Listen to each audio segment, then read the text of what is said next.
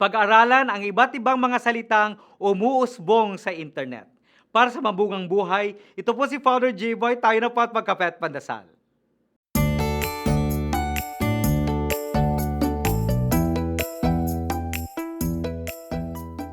Sige nga, anong ibig sabihin ng fam na ginagamit ng mga kabataan?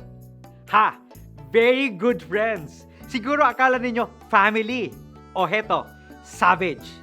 Ibig sabihin, sinabi mong diretso at walang edit. Heto, SKL. Share ko lang. May iba pang slang o lengguwahe na hindi ko nasasabihin dito kasi delikado ang kanilang kahulugan. Ang punto, hindi sa nakikiuso, kundi gaano mo ba naiintindihan ang sinasabi ng mga kabataan ngayon.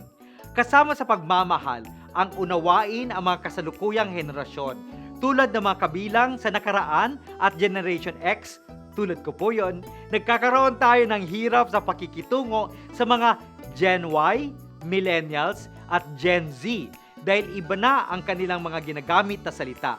Kailangan may alam tayo upang maayos ang ating pagpapalaki sa kanila.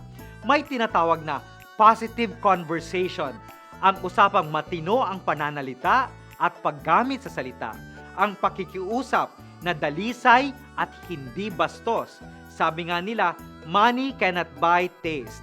Kasama sa pagiging disenteng tao ang ating mga pananalita o ang ating paraan ng pagsasalita. At hindi ito dahil may pinag-aralan. Maraming walang pinag-aralan pero napakasarap nilang kausapin.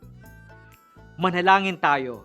O Diyos, binabasbasan mo ang mga labi ng mga propeta noong mga panahon upang maisalita nila ang iyong salita. Naway gawin mo rin sa amin upang ang lumalabas sa aming mga bibig pawang nanggagaling sa iyo lamang. Amen.